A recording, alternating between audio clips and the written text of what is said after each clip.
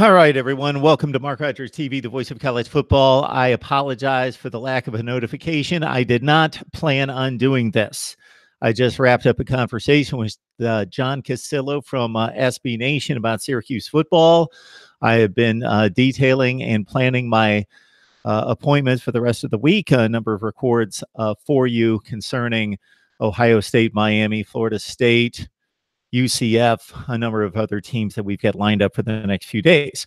I was going through the viewer comments over the past few days, and I was rather amused, disturbed, and otherwise. So I thought I would jump on here and respond to these wonderful viewer comments. And I apologize for not being able to keep up with them. We're over 20,000 for the year. So obviously, if I did nothing but respond to viewer comments, then I would never produce anything that you would be able to comment to. Keep in mind that we've got the helmet vote that ends today. And so I produced a video that I posted on Facebook and right here on my channel that has garnered some response. And, keep in mind that I just do that for fun, obviously, to add to the helmet display back here that we're probably going to have to expand on the other side. We'll see what we're going to do. But that I don't do that for myself, because if I got 2 votes, then I would be able to add 2 helmets. So that's just so you guys can have fun and add whatever helmet that you would like. So there's going to be 2 helmets added after we count up the votes today, and I will reveal those votes in the next few days. I wanted to get to viewer comments. I don't know how much I'm going to get to the live chat because I'm going to run down viewer comments. I was not planning on doing this. I don't have a ton of time. But I want to let everyone know that, of course, you can support the channel by grabbing the Amazon link in the description section of any of the videos. Go to any of the videos, including this one, once it posts. And you can help support the channel by doing your Amazon shopping by grabbing the link and just doing your regular shopping. It's not going to cost you a penny more, but it's going to provide a percentage, a small percentage, but still a very important part of building the channel to keep us going. Patreon. We're on Patreon, Mark Rogers TV. Check it out there. Patreon. We have a lot of things in store, especially once we get toward football season, that are going to be exclusive and ready for you right there on Patreon as well. All right, let me dig into these viewer comments. And again, if you're on the live chat, I appreciate the comments that you're providing there. I don't know how many I'm going to get to because I'm doing this to respond to viewer comments. In the past, I've recorded these and then I've edited and posted, but I just don't really have the time to do that. But I am very amused and disturbed by the viewer comments. So I'm ready to dive in on this. Here we go. Johnny Bays, big Notre Dame fan. Johnny, I appreciate you writing on a regular basis. You have been a great support. You like to mix it up and you like to challenge me, and that's great. I appreciate that. Johnny writing just 32 minutes ago, don't need to just throw the ball downfield just because. Take what the defense gives you and score touchdowns. That's what's important and practical. So Johnny's responding to our Notre Dame recap with Ben Belden from Slap the Sign, in which we were talking about there has been an emphasis, and it's been stated by Brian Kelly during the spring season, that they are going to take more shots downfield. They want Ian Book to look for more opportunities downfield. So that's been stated by Brian Kelly, number one. So that's not me making it up. So if you've got a beef with that, Johnny, go talk to Brian Kelly. Don't talk to me, because I didn't come up with that suggestion. If anything, it would be my surface analysis that the big, tall wide receivers that go up and high point the football, like a Miles Boykin, are no longer at Notre Dame, and they're focusing more on little guys, fast, speedy guys, slot guys, quick guys, and you would tend to throw the ball downfield less with that complement of wide receivers. That's my understanding, but they're going to take their shots downfield more with Ian Book this year. So that's a Brian Kelly statement, not a Mark Rogers TV statement. That's not the voice of college football making that statement. That's Brian Kelly, the voice of Notre Dame football. Okay. I love this comment. Take what the defense gives you and score touchdowns. Yeah, that's basically it. You can do that in a number of ways. Score touchdowns. That's practical. Yes. That would be like stating Score more points than the opponent. That's what's practical. Let's do that. End of analysis. We're all done. We don't need to talk anymore. Just score more points than the other team, even if it's 2-0. So yes, the object on offense is to score touchdowns, and rarely is it not. Maybe when you're protecting a 40-7 lead in the fourth quarter, just protect the ball and punt the ball. But otherwise, yeah, score touchdowns. Got it, Johnny. Thank you. Johnny Bays also writes, change your Notre Dame helmet to navy. Get a blinged out shiny gold Notre Dame helmet, possibly with a shamrock. Also, Army, one of the greatest helmets, is the alternate white navy helmet. Okay, we got your 3 votes there. Notre Dame blinged out helmet, the Navy, and the Army. That is, in fact, a Notre Dame helmet. So don't get that confused with Army. Doesn't have the black stripe, or Navy. What do they have? I don't think they have any stripe. But that is a Notre Dame helmet. All right. My favorite comments of the day are coming up here. Kyle Hollinsworth, 35 minutes ago. Kyle, I appreciate the comments. I don't know if you've commented before. Keep watching. Maybe you'll get educated on college football. Here we go. Big 12 lead by Texas, ? Do you live under a rock? No, I can confirm that. I do not live under a rock. I just checked out after you said that. It tells me you know nothing like you think you do. Ha, ha, ha, ha, ha, ha, ha. Wow. All right. Kyle, I'd like to let you know, in all humility, that there are ways to get an education in this country. There are reading and writing courses. Those opportunities are out there for you. So please take advantage. Do you live under a rock? I just checked out after you said that it tells me after you know nothing like you think you do. That was all one sentence. I have no idea what he's talking about. Big 12 lead by Texas, ? And this is in response to the video on my college football rankings.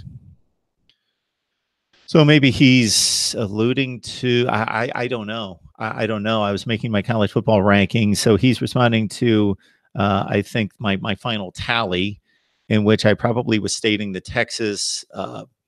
So anyway, it's going to bring to more light what Kyle possibly is trying to convey. Kyle Hollinsworth in the next comment here. Big 12, only 10 teams.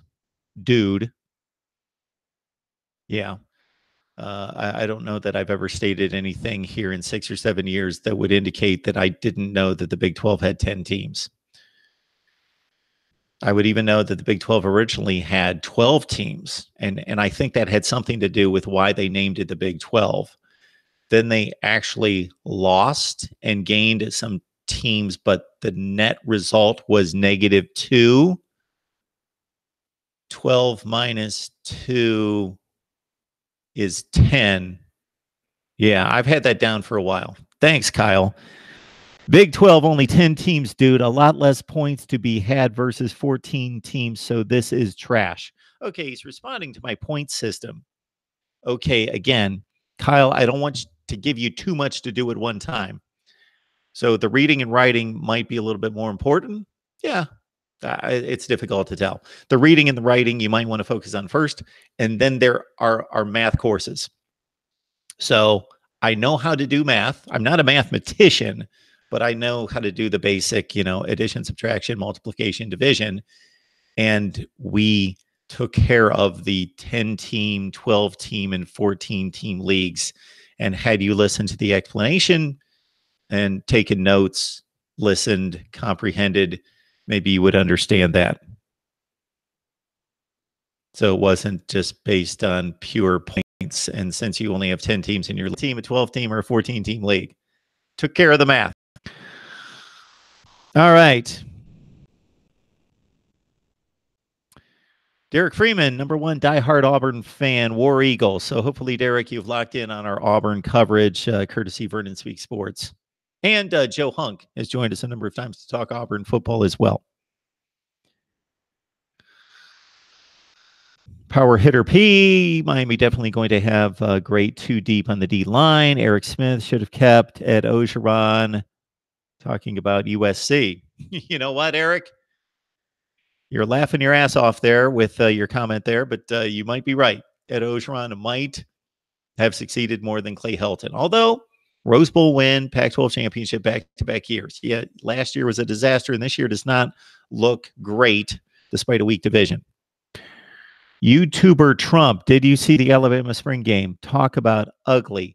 I did not see the Alabama spring game. If you saw any of my post-spring analysis on Saturday late, you'll note that I had cable issues and boxes that needed to be switched out and all sorts of issues, signal issues, DVR issues.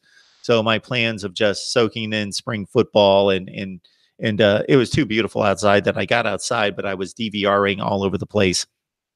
Did not come through for me. I do have an Indiana spring analysis that I have yet to record. I've got the notes over there. I did watch the Indiana spring game. I took in Michigan State, most of Penn State, Ohio State, Clemson, of course, the week before, and a bunch of others. Michael Young, Mark Rogers, sucking USC's you know what. He would not do it any other way. USC will be lucky if they win 5 games this year. What's odd about this comment, Michael, is I've not made any predictions on how good USC is, nor did I make any exemplary comments about USC's prowess. I have stated that they have the best roster. They have the best roster talent in the division. That doesn't necessarily mean they have the best team or will have the best season. Obviously, schedule factors into that, and development of players and coaching decisions and all that has to play into it. I stated clearly last year that USC had the best roster in the Pac-12 South, but I predicted Utah to win the division. And let's see who won the division. Yeah. Red Sona Productions, great vid. Thank you. Appreciate that. That was on the Auburn Tigers. William Waddle, this was bad. Lame in style and in content. In case it wasn't clear, all the kids who transferred were 3-star Beamer holdovers with more talented underclassmen in their position who had overtaken or would overtake them as starters. Not troubling for Hokie Nation. Make good sense for the parties. So this was a Virginia Tech video in which I had on either Mike McDaniel from inside the ACC in Gobbler Country or Paul Van Wagner, who works for ESPN Blacksburg, providing analysis on losing Virginia Tech players.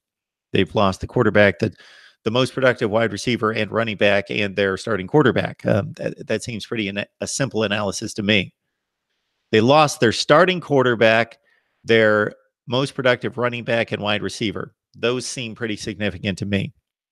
But according to William, lame, bad. Okay.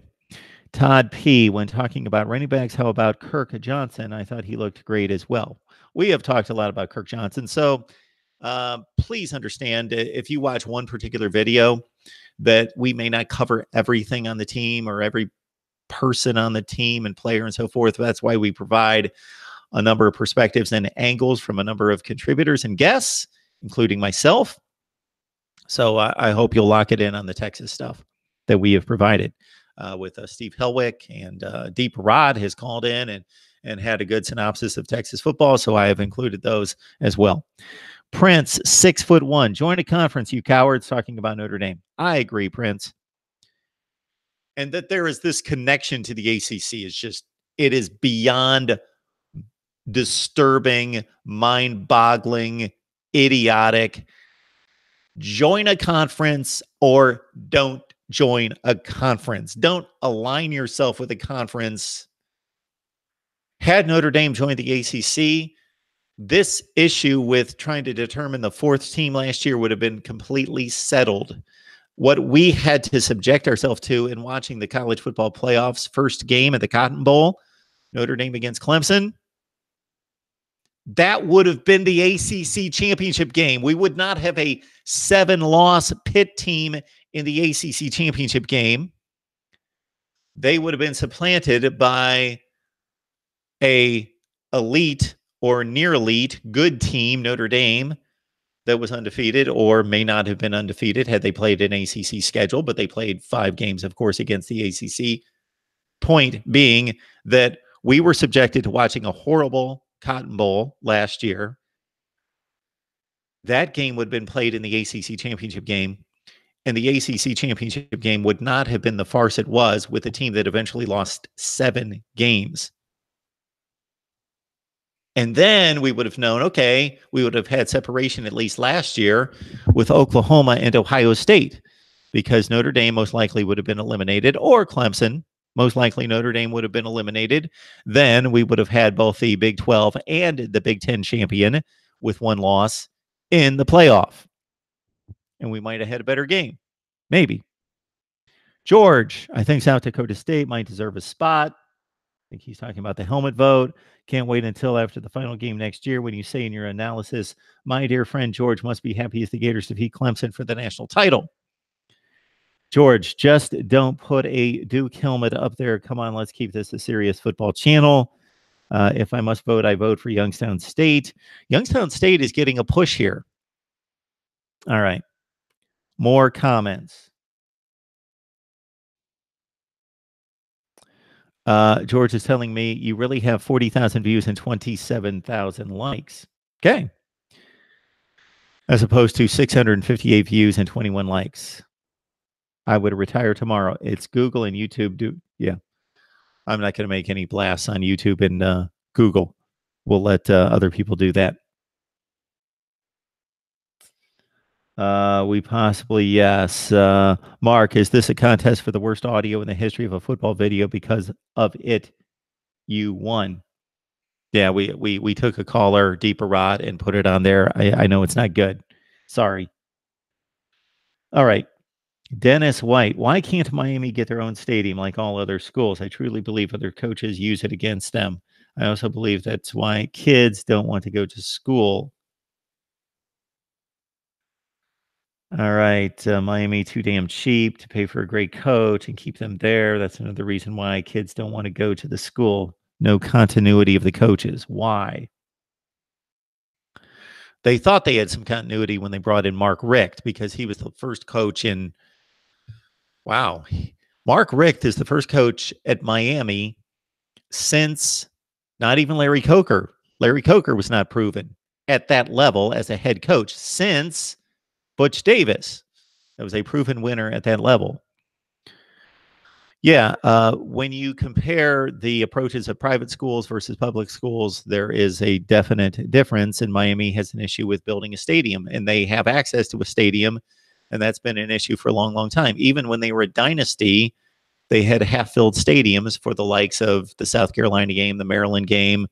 And if you don't know much about football scheduling back in the 80s and 90s, a lot of the teams that I mentioned were independents. They were not part of a conference. Maryland, South Carolina, and Louisville, and others. Penn State, Syracuse, Pitt. And that's who Miami typically played. All right. Please don't take shots at my guests. Just don't watch the videos if you don't like that guest. But of course, it's the internet. You're going to do whatever you're going to do. But Groon D has issues with me being on Patreon. That offends him. And also, he doesn't like this particular guest. Not going to read that comment. It's there for you to read if you can find it. D. Parad, I didn't mention this from the chat, but Texas did land the #1 grad transfer at offensive line in Parker Braun, of course, from Georgia Tech, who was also an all-ACC offensive line. Yeah. Yep. Mr. Dunn, thank you very much for the informative update. This was on USC. Mr. Dunn, thank you so much for commenting. And Mr. Dunn, since this is the first time that I've noticed your handle on a live chat, or in this case, in the comment section, welcome to Mark Rogers TV, the voice of college football. Thank you so much for joining us. Would love to know who you root for. It must be USC. Victor and Dora Gutierrez. I think the offensive coordinator will be able to pick up the pace and get the ball moving all around to cover for all the discrepancies. Maybe the word they're looking for there is deficiencies. But talking about the Miami something. I can't tell which video that is. NCIS Fanatic 21 wants a Youngstown State helmet. Again, this is your last. You got about 12 hours to vote. I'm going to tally it up tomorrow sometime. Christopher Plummer, more WVU. That would be West Virginia content, please. Okay, Christopher, I explained to you right here, and I hope you can appreciate. Okay, so I've got a balancing act. My aim is to cover college football straight across the board. Power 5, mostly group of 5 when relevant. So in a perfect world, I would cover Clemson just as much as Purdue, just as much as Kansas, just as much as Stanford.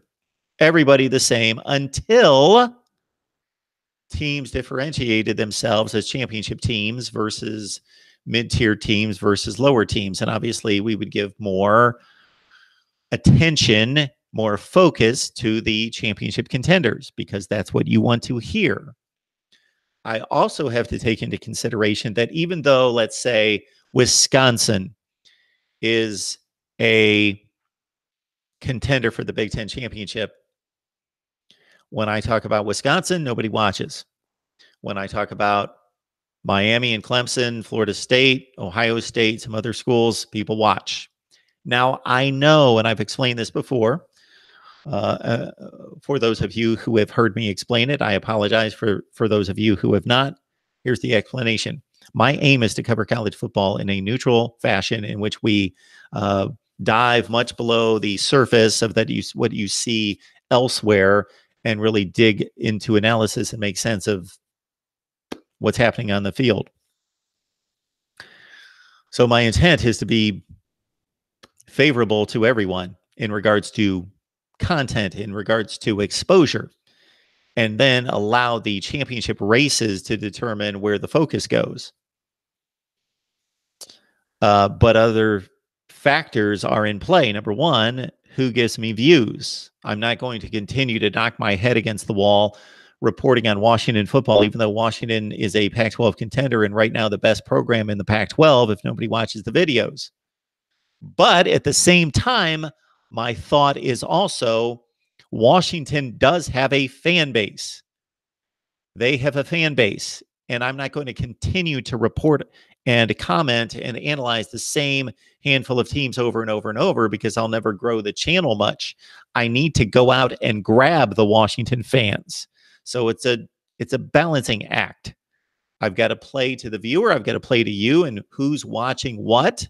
But I'm also going to play to my approach of covering the nation. But I'm also going to play to, I know Wisconsin has a ton of fans. I know that Washington has a ton of fans. Other fan bases out there that don't necessarily watch me haven't found me, but I've got to go try to get them.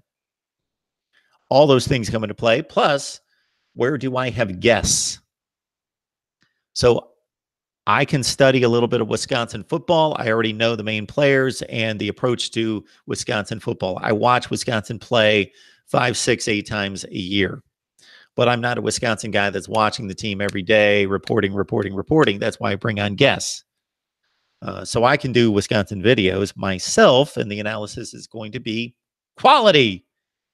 But it's not going to be insider type information consistently. That's why I go get guests.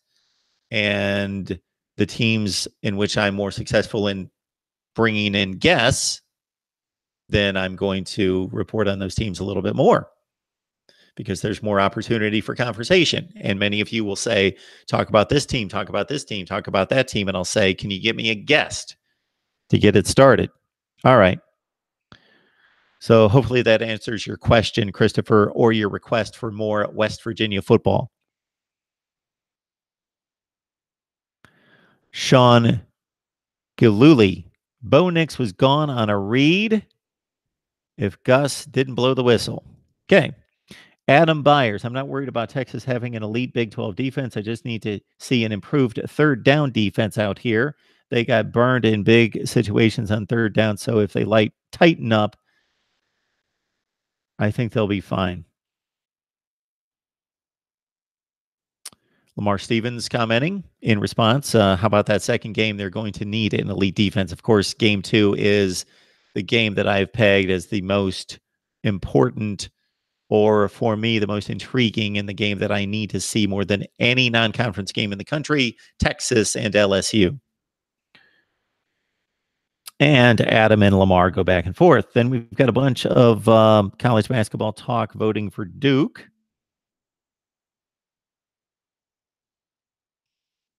Youngstown State votes. I've got to take some time tomorrow to tally up votes, I see.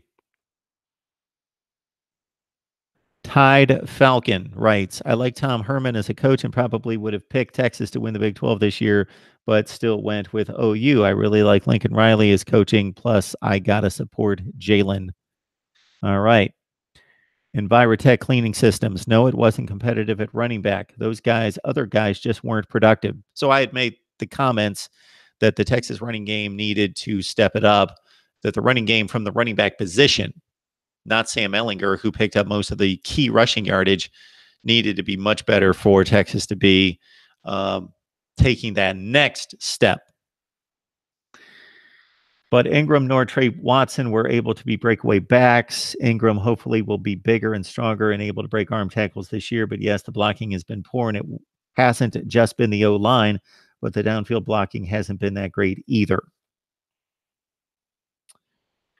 Michael Atencio, no disrespect toward Texas because this is all about Texas spring football, but Mark, on April 27th is Colorado-Buffalo spring football game. I sure hope you analyze and speak about Mel Tucker and Colorado-Buffalo spring football game. I think Texas can win the Big 12 for sure this year. They can win the Big 12 or for sure. Always like when people say, definitely such and such probably is going to do this. So not picking on you, Michael, but is Texas for sure going to win the Big 12 or they can win the Big 12? All right, Michael. I will make it a point to analyze Colorado's spring game for you. I wish you could guarantee about 5,000 views on that video because it might be a waste of my time. But again, I'm trying to cover the landscape of college football. So I will game April 27th.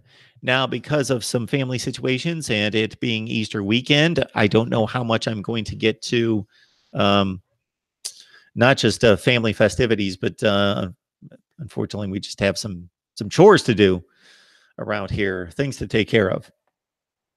Don't know how much spring football coverage I'm going to deliver this weekend, but I will do my best.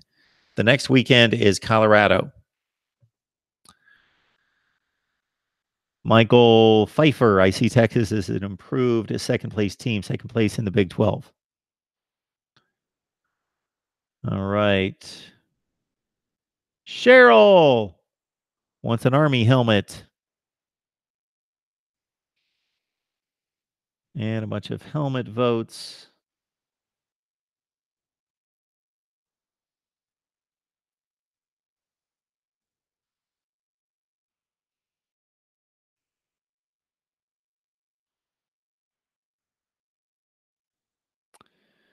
Helmet votes.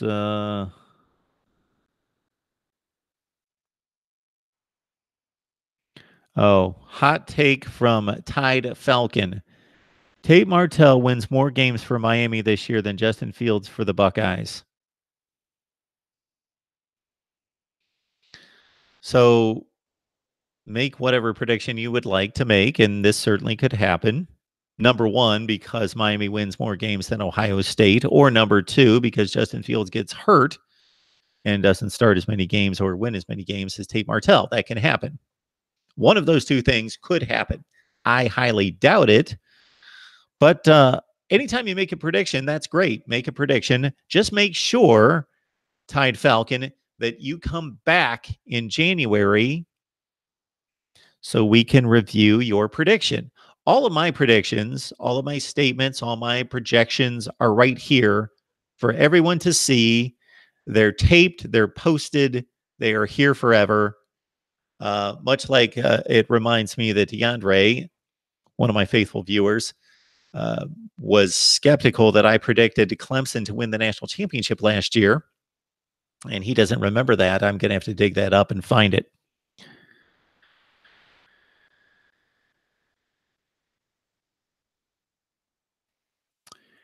Nero. I think the defensive linemen have been torn down. Speaking of Miami, in order to be built up the way the coaching staff wants to. Clearly, they're not playoff caliber at this point. However, they are not as inconsistent as being reported.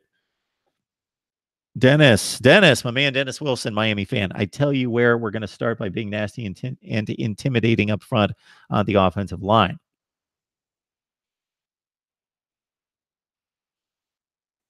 Shannon Brown commenting on Miami. And Shannon, I believe, is a Florida fan. Mr. Cam already crying because he knows that ass whipping is coming. Dennis White, hey, Mark, why are you doing videos about teams that you know does not have a chance of winning a national title? Okay, Dennis. National championships. Okay. On the professional level, the championship means everything. The Super Bowl championship, the NBA championship, the Stanley Cup Finals, the World Series championship. That is clearly a objective system which determined a championship and the ultimate best team based on playing the best after entering the playoffs. It's all objective. In college football, I de-emphasize the national championship somewhat. It's still the goal, and there's still a 4-team tournament that was selected, not determined based on-field results specifically, but based on the analysis or the perception of the on-field results that places 4 teams into a tournament and excludes everyone else. And sometimes there are similar resumes that made the field and did not make the field. Therefore, I de-emphasize national championships. They're important. Obviously, that team at least earned an opportunity to get into and then won 2 games. So they earned it. That team has earned it more in this day and age of the playoff, more so than their predecessors, but it's still a selective process. So Dennis, for some reason, wants me to just report on teams and talk about teams that have a chance of winning the national title. 2 things wrong with this. Number 1, I am not going to just serve 5 fan bases. Number 2, you tell me who has a chance of winning the national championship.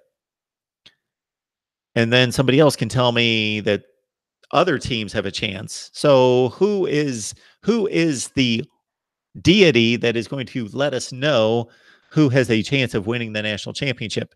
In my mind, if I really stretch my thinking to include a number of factors and possibilities, these are the teams that have a chance of winning the national championship this year in 2019.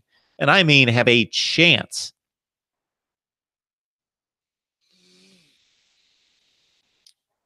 Clemson, and really any team in the Coastal Division that can get to the ACC championship game with 1 loss and then can pull off a monumental upset as what is most likely going to be a 3-touchdown, 4-touchdown underdog. But basically Clemson. In the SEC, Alabama, Georgia, Florida, LSU, Texas A&M, Auburn, maybe. I really think it's Alabama, Georgia, and Florida that have a strong chance of getting to the playoff. Again, LSU, Texas A&M, and Auburn have punchers' chances of defeating Alabama. But we know that the SEC champion will be in the playoff, and it's a possibility a second team will make it. In the Big Ten, Ohio State, Michigan. And then in the West, it's much like the Coastal Division in the Atlantic, in the ACC. If you can make it through the Big Ten Western Division with 1 loss and then pull off a monumental upset over most likely Ohio State, possibly Michigan in the Big Ten championship game, then you can make the playoff.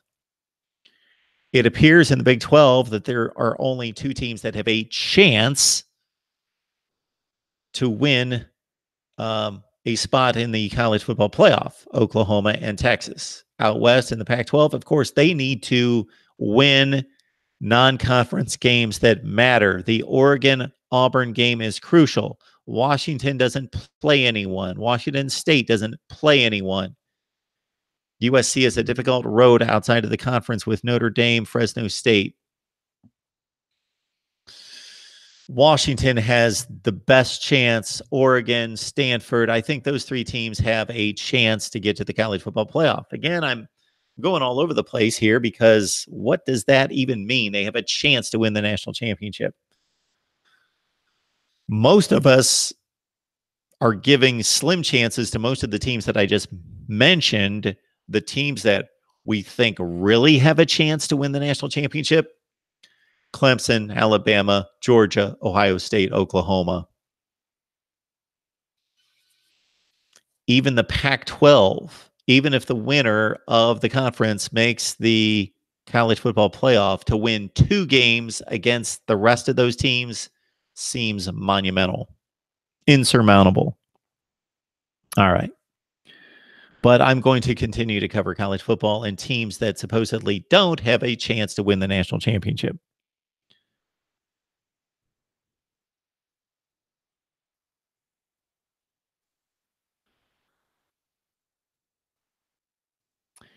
There are all sorts of really good comments, really disturbing comments, and amusing comments, and other. I just wanted to hit some of those ones right off the top.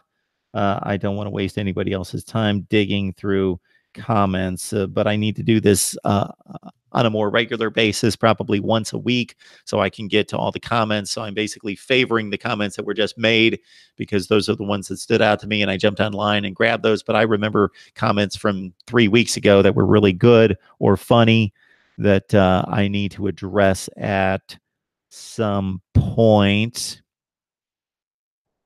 Johnny Bays, I got to get to this. I just found this one. I don't know what he's getting to, but it's just funny. Oh, how dare you, Mark? OU, Ohio State, and most importantly, Notre Dame in caps have 7 Heisman trophies. I mean, come on. It's been 7 since 87. USC has 6 because they forfeited the 05 trophy. I don't understand the point. I wasn't making a point out of Heisman trophies. This was just during a discussion about something that I just referred to there being a tie for Heisman trophies. I believe it's 7, 7, and 7, Oklahoma, Ohio State, and USC. And so that's the only point I was making. I wasn't making this wasn't the point of the conversation. So I don't know what your point in all of that is. That's a fact. That is a actual fact. There's a tie for Heisman trophies between those 3 schools. All right, Mark Rogers TV, the voice of college football. Who's on the line? Mark Rogers, man. Reasonable Gump. How are you doing? Hey, I'm doing just fine. How are you? Doing just fine too. Well, haven't talked to you in a while. I know. I did not mean to do this, but I was sorting through comments and thought, you know what? What the heck? I'm going to go respond to a few people that I think are a bit disturbed. So what's on your mind? You know, dude, tell me what you think about this. Do you think it, because I'm kind of finding myself almost kind of not motivated right now, or really excited, I guess is a better word, for the upcoming season, particularly for my team, Alabama, because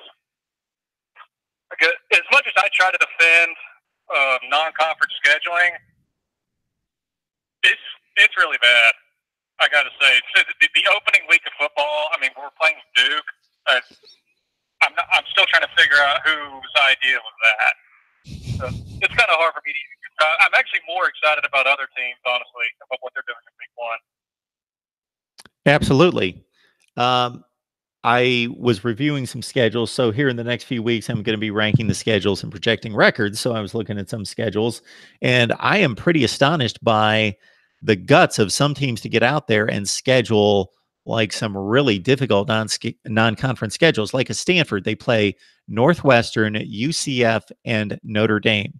Those are their 3 non-conference games. So they don't play an easy gimme game, because then the rest of their 9 games are all conference games. And of course, the SEC is much better than the Pac-12, but still, they went out there and scheduled those games. And then I see these other, there just has to be uniformity given to it. There has to be, I would love to see a committee take over, even though I'm not a big fan of the College Football Playoff Selection Committee, maybe a committee that I form, but that would take over the scheduling business and level the playing field, level it out so everyone play a difficult game. So in the case of the SEC, you've got 4 non-conference games.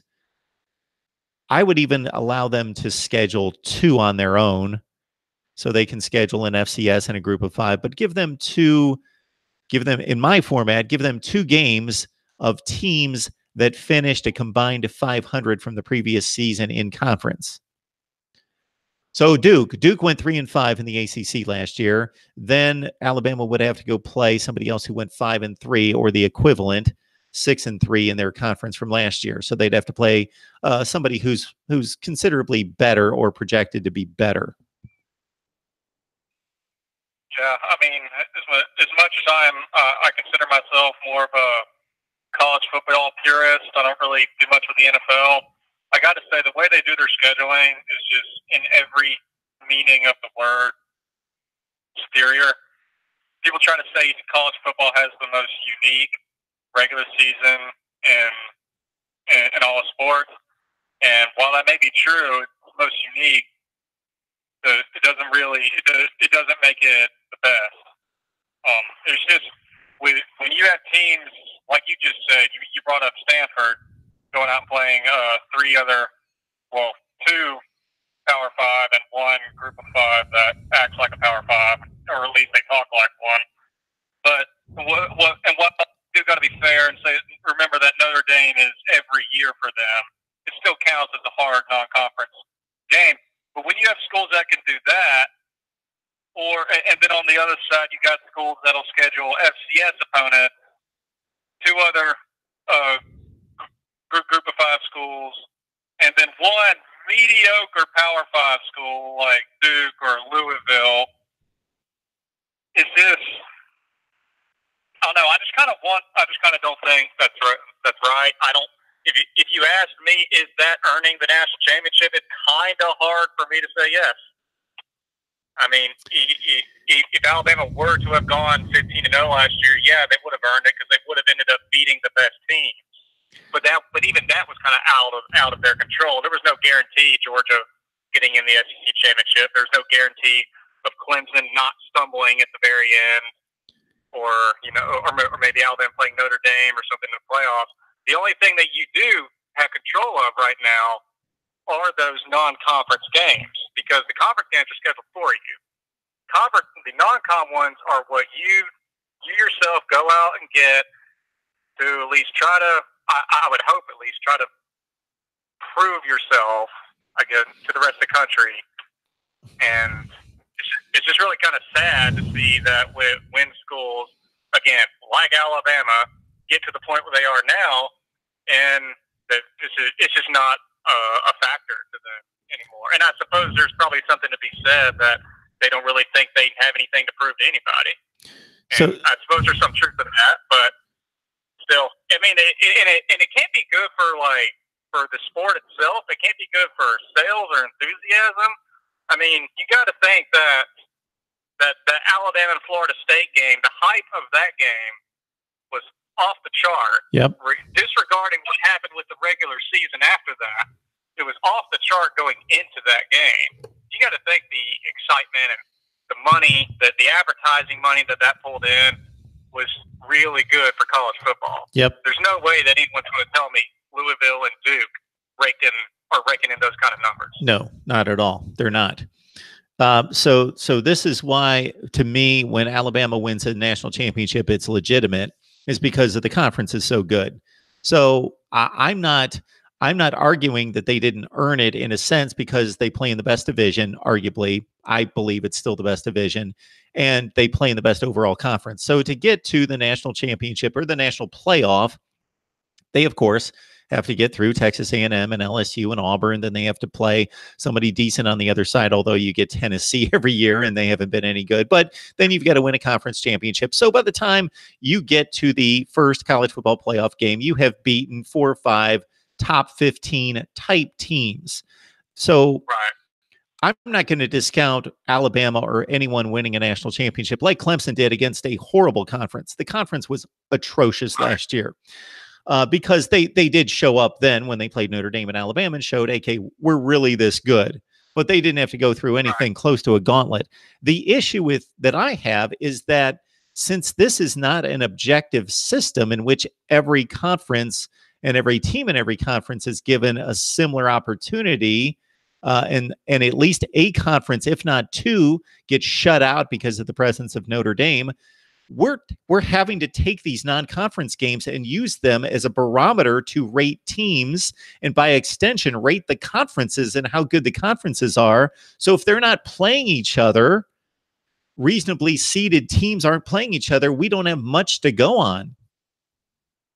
No, we don't. I mean, but who wouldn't give a lot right now to see or to have seen under Urban Meyer an Alabama and Ohio State rematch? Oh my goodness! I mean, what if that would have actually happened? And there were several times where it looked like it was going to either one of the two stumbled on the way. But it shouldn't have to be that hard for it to happen. They shouldn't have to meet in the playoffs, right? They should be able to at least once every few years meet in the regular season. Now, there's a flip side to that. I still mandate that it is difficult for Alabama to get teams to schedule them. They can't just go out and write the name in and say, you're playing us in a few years. There's not a lot of benefit for teams really high up there with a good chance to make the playoffs to go ahead and pencil in, let's face it, a loss on the first week of college football. But I said it's got to be better than this, though.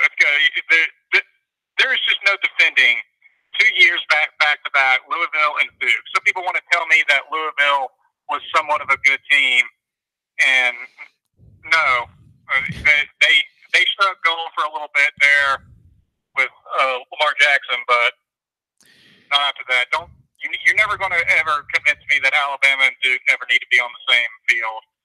I really don't care if Duke won the ACC. It's just an entire different.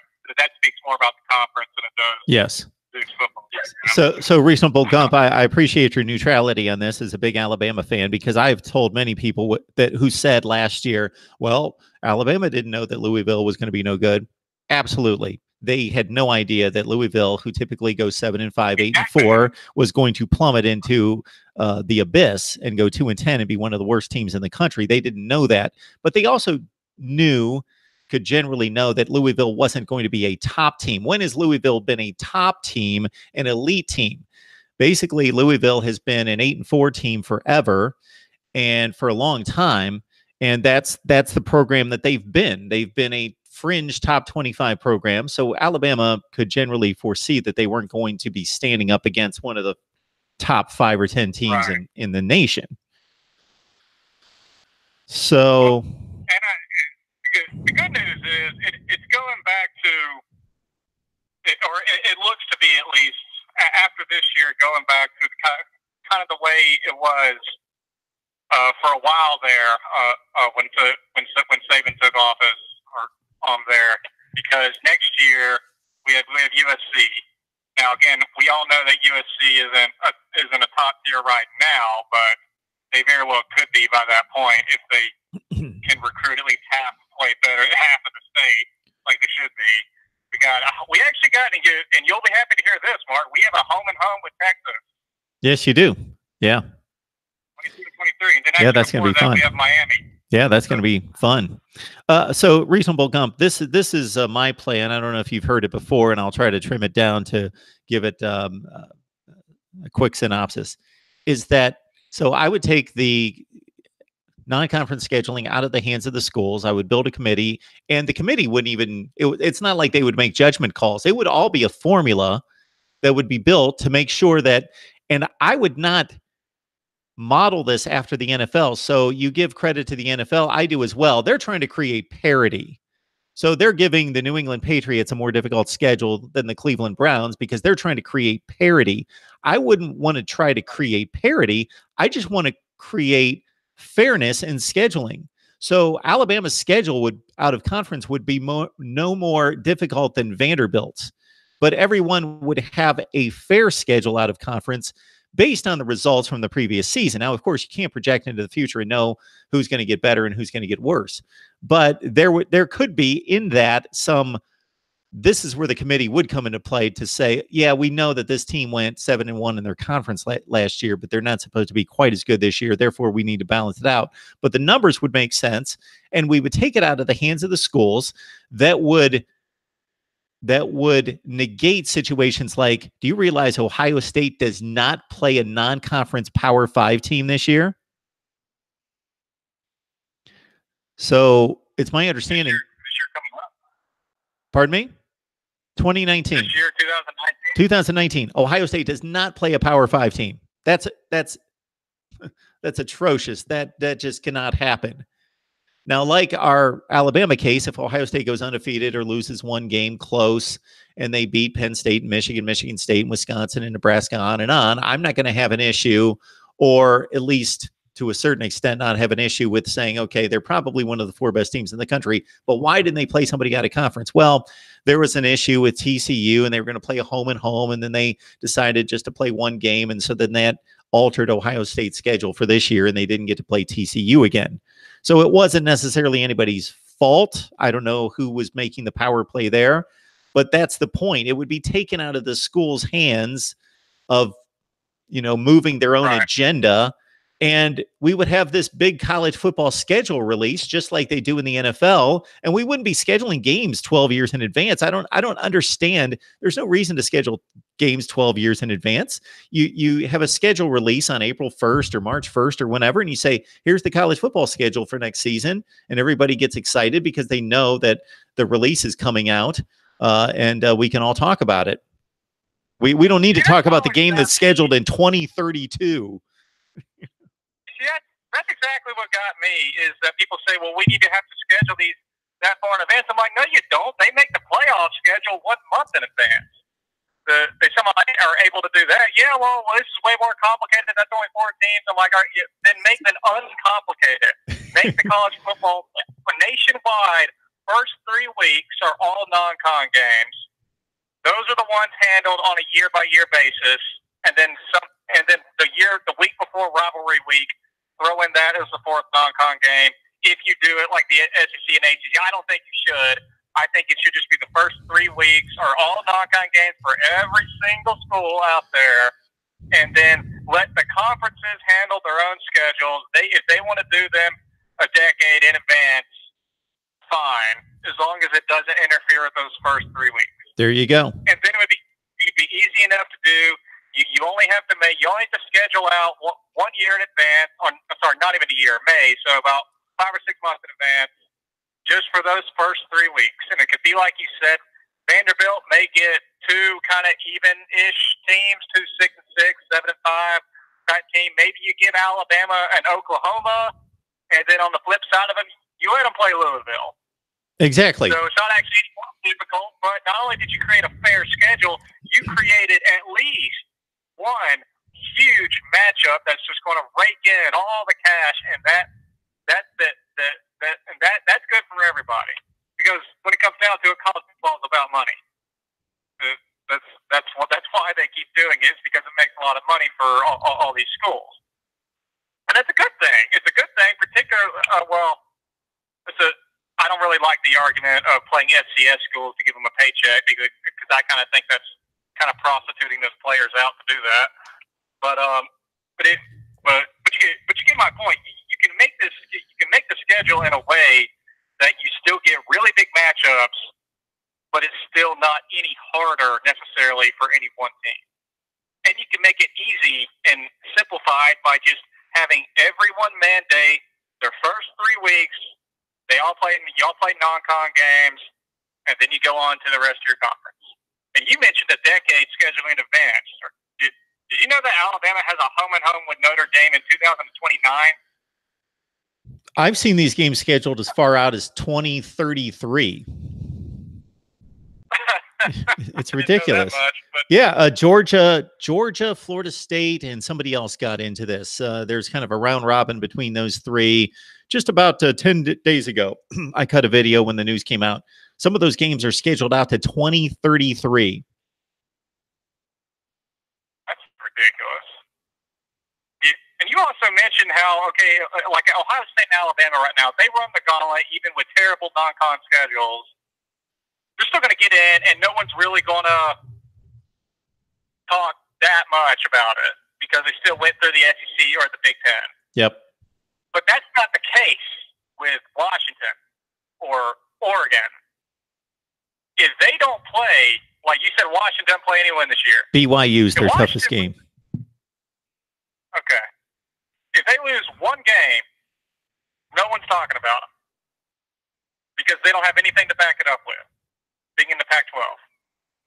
Because a lot of people consider the Pac-12 the worst or the second worst conference. Yep. So their case isn't like they don't have it as easy as Alabama or Ohio State. They need to go schedule those games to make themselves look good. And then that runs into a whole different conversation with the fact that you have to make yourself something got to work harder to make themselves look good just to get into the playoffs. Mm-hmm. It's just such a strange kind of system we got going on. Don't get me wrong. I do think it's an improvement over the BCS. Sure, it is. And the system for that, but it definitely could be better. I just don't understand why they think they have to take baby steps up the ladder. Like, we already see a model that works. Yes, the NFL one. Even if you don't like the idea of bye weeks, then just make it 8 teams and have them go from there. But it doesn't have. I feel like everyone knows we're going to get there at some point. I don't really understand why we have to crawl there. Why don't we just go there? Why don't we skip the boring stuff and all the controversies and the conspiracy theories and the what do they call it? The Alabama Invitational talks, all that. Let's just get right down to where everyone really kind of wants to be. Not everyone, but most people. Yeah, it's just so simple and logical that it just can't get done. And in what I believe would be similar formulas between yours and mine, you're giving representation to everyone on one hand, but also if you have a couple of wild cards, you're giving extra representation to those conferences and those teams that earned it based on playing extremely well, but falling a little bit short of a conference championship. That won those games out of conference against the kind of schedules we're talking about. You know, if LSU goes 11-1, loses to Alabama, but they went out and beat Miami and they beat TCU in non-conference games, and they played really well against, you know, Texas A&M and Georgia and Florida and all these other teams, and you know they'll get their seed as a wild card.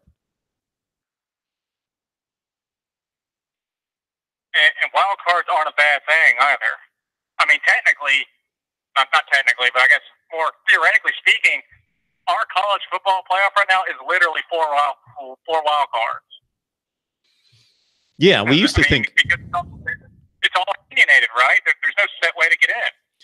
Well, we now have had 3 teams not win a conference and make the college football playoff. So yeah, it's becoming more of a trend that it's just whoever they want to select.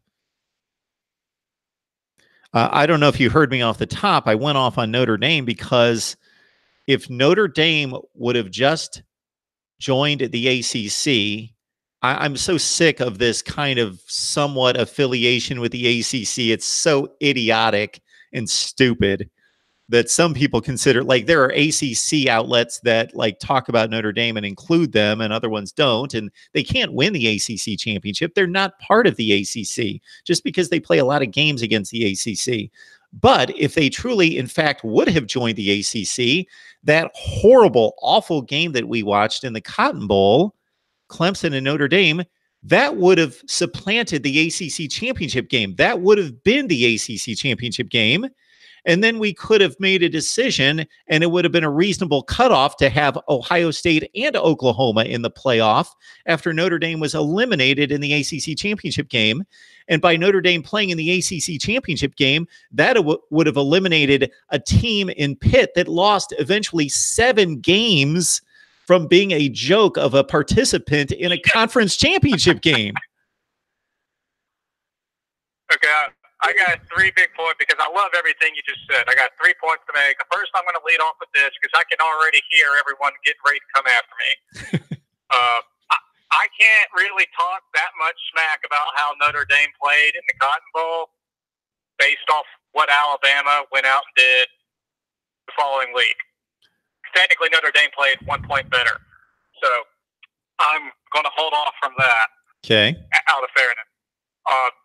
Number 2, if everything that you just described had happened, we would have literally had a playoff with Trevor Lawrence, Tua Tagovailoa, Kyler Murray, and Dwayne Haskins. Yep.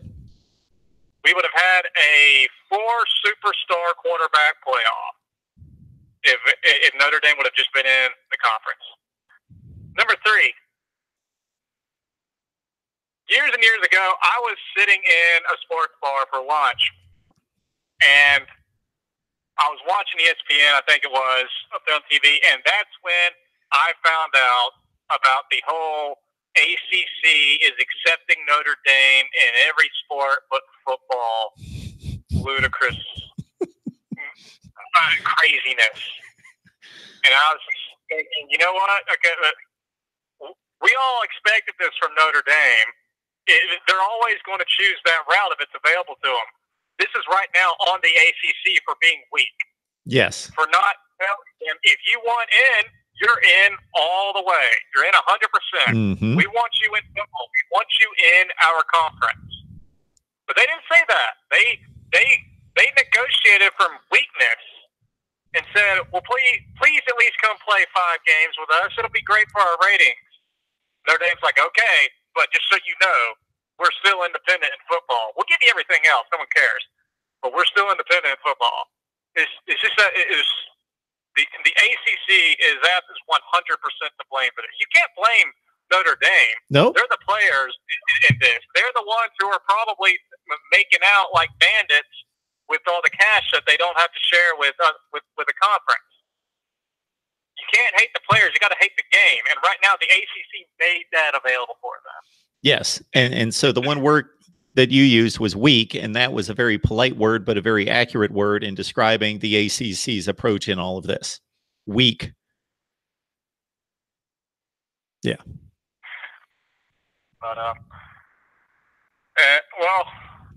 don't know what the future has on the horizon. I was kind of hoping that Clemson's handling of Notre Dame would be a message to the playoff committee to, keep them out until they prove about winning a conference championship. But then Alabama goes and does even worse. So, well, I'm sure Notre Dame's right back in the conversation now. Not that it's typically my style to give more ammunition to an Alabama fan, but yes, in those isolated 2 games, there can be a comparison made between the way Notre Dame played and the way Alabama played, and them being both lackluster and trying to compete with Clemson. But in the totality of who has shown up in big games and been the better program, obviously there's no comparison between the 2 over the years. And at least you can say, hey, we got blown out in the national championship game, but we did defeat a really good team the week before. And this is an aberration beyond belief for us versus Notre Dame. This has been a trend for 15 years plus. This is all they've done. When they show up against LSU or Ohio State or pick the bowl game against an elite program, they get embarrassed. Unfortunately, they actually beat LSU, but you're correct on the Ohio State. Oh, well, you're right. You're right. I was hearkening back to the Sugar Bowl Jamarcus Russell game. Yeah, they beat LSU this last time on the touchdown pass.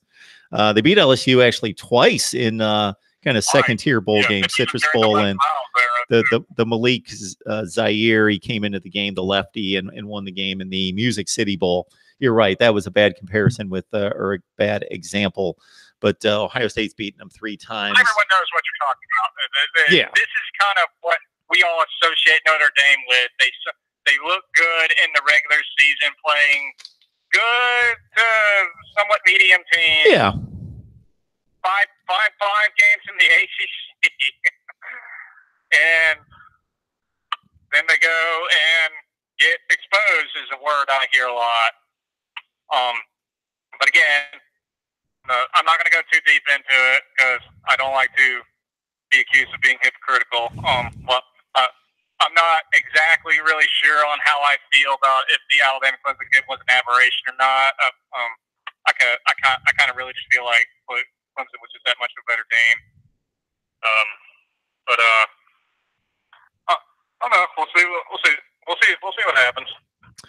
All right, reasonable Gump. I think. Yeah, go ahead. I was just going to say, I thought you were wrapping it up. I was going to say thanks for the phone call. Oh, yeah, I was. Well, it was good to hear from you. Have a good day, and we'll wait for 2019. All right, man. Have a good day. All right, Mark Rogers TV, the voice of college football. Let me look at the live chat. I'm going to get off here very soon, but I don't want to ignore anybody who has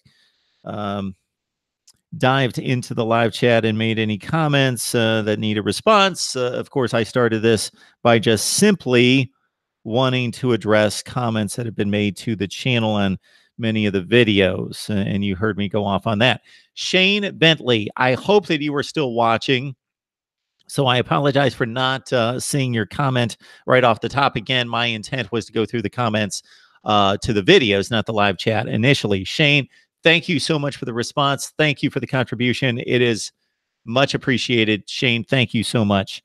What are you looking for in Georgia's spring game? I can't wait for G-Day and see the red and black take the field. Go Dogs. So what I'm looking for, Shane, any spring game, especially involving an elite team, one of the best football teams in the country, is I want to see the replacements for the big stars. I want to see the replacements for the impact players and how good they are, how they look. And if the game is broadcast much in the style that I have seen other games involving ESPN and SEC network games, that I think is a very smart approach, is you can't televise the game like a football game. It's not a football game.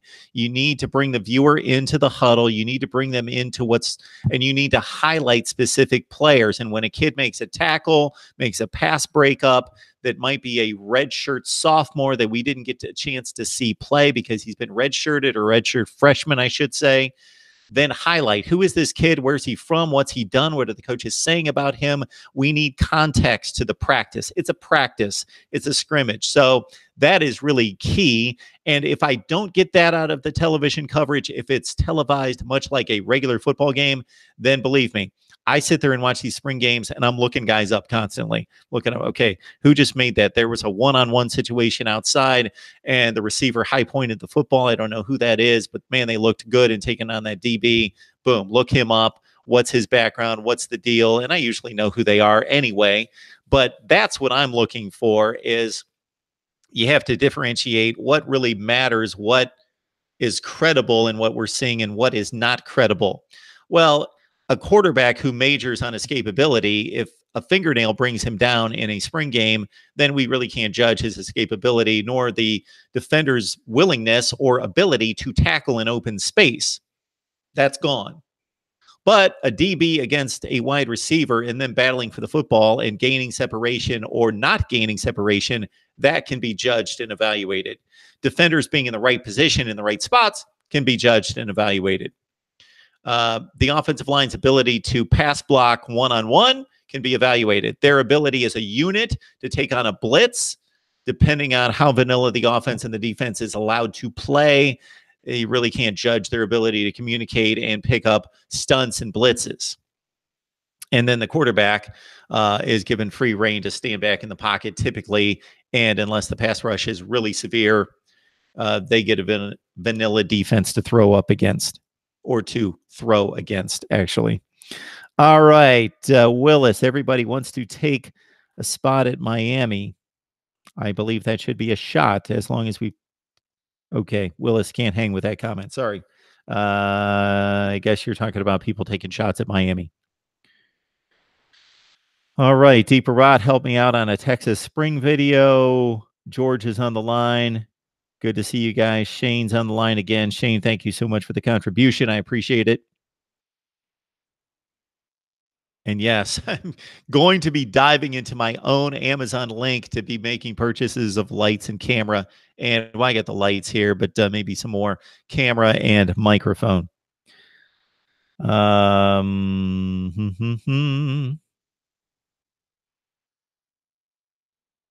Reasonable Gump. Got Seth on the line. George, Navy Thomas, good to see you. I kill. Liked the video. Liked the live stream. Thank you.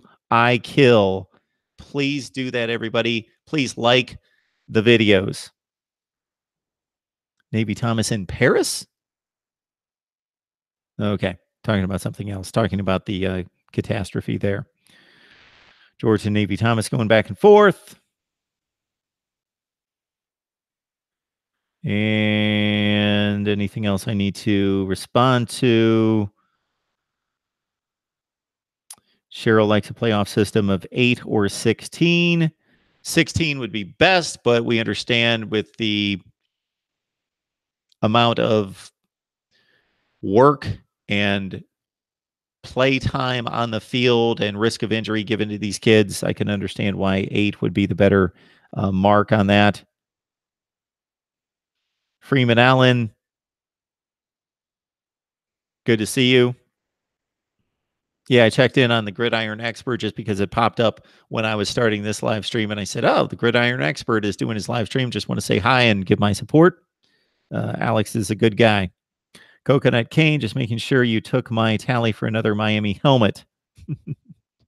Coconut Kane, you are not listening to me. I think you are intentionally not getting my message. No more Miami helmets.